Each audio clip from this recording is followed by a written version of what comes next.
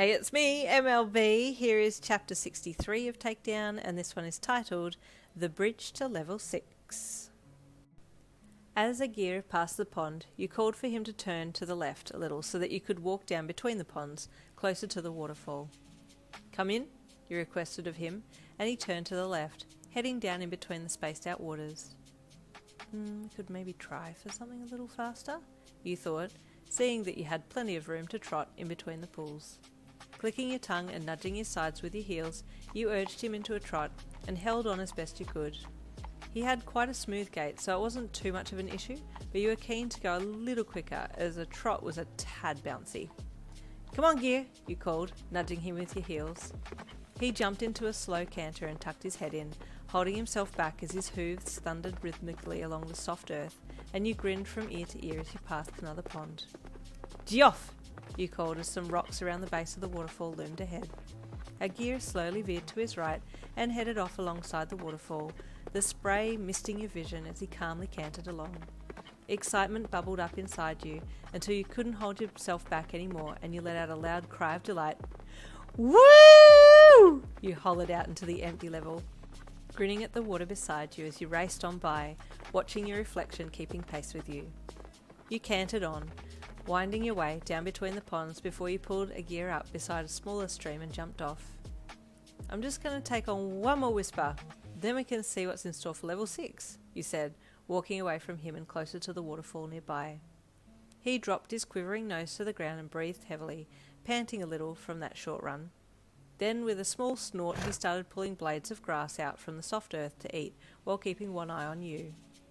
Looking from your horse to the waterfall, you walked out to the centre of the billowing spray and waited, watching in the corner of your eye for any of the whispers.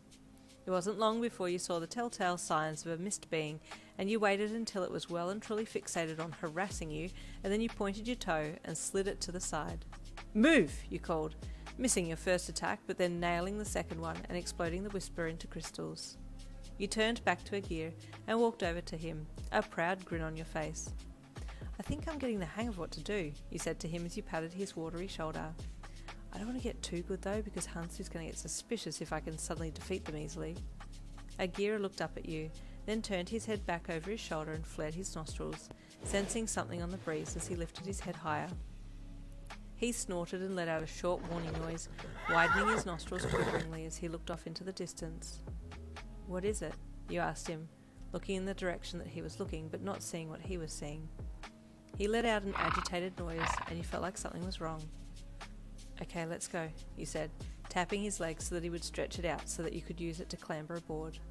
Once up on his back, he turned and started heading alongside the stream, his head still turned in the direction of where he felt a presence. Even from up on his back, you still couldn't see anything, but thought it best to play it safe and get away from the area. Letting Aegir lead, you headed off between the streams, making your way in the general direction of level 6.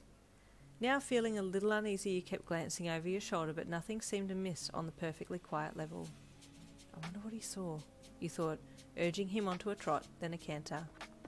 Once he started moving faster, your cares were left behind, allowing you to feel a little better and enjoying the scenery as it rolled by. As you got closer to the other end of level 5, the grassy section became more dirt-based, and ahead loomed a long, naturally formed rock bridge that spanned across a deep ravine.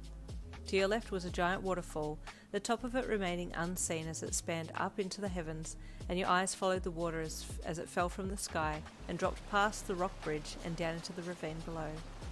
As you approached it, the roar of the water got louder, and Aegir cantered up onto the side of the bridge, heading across to the other side.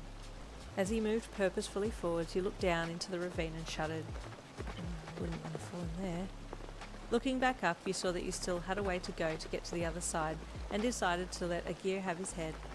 Leaning forward, you called for Gear's attention, and watched as his ears flicked back towards you. Go on, you growled out, making a hissing sound to encourage him to go for it. It was almost as if he had been stung on the backside by a bee, and he jumped forwards, his head and neck stretching out as his body clicked up the gears into an all-out gallop, and you leaned forward and lay your top half down, keeping your head low to his neck to prevent the wind drag. Go, Gear! You shouted, urging him faster. You could feel his muscles binding and stretching powerfully with each stride, and it felt like he was ever increasing in speed as his hooves thundered loudly on the rocks beneath him, carrying you effortlessly across to the other side of the ravine.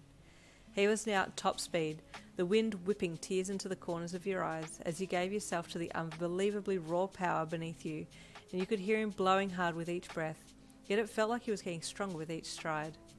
As you got across the bridge, you sat up a little and called for him to whoa, and he reluctantly pulled back from the full gallop to extended canter, then to a slower canter, as you hit the dark trail that led to level 6. From their vantage point, 2 ominous eyes had watched you and your powerful stallion explore the level, and they grinned maliciously when they saw you head to the next level. It'll only be a matter of time before they get to our level, the disquieted figure thought. Ooh, that last bit was a bit ominous. I wonder who has been watching Yin as she's been going through level 5. Any thoughts? We'll have to stay tuned for chapter 64 coming tomorrow.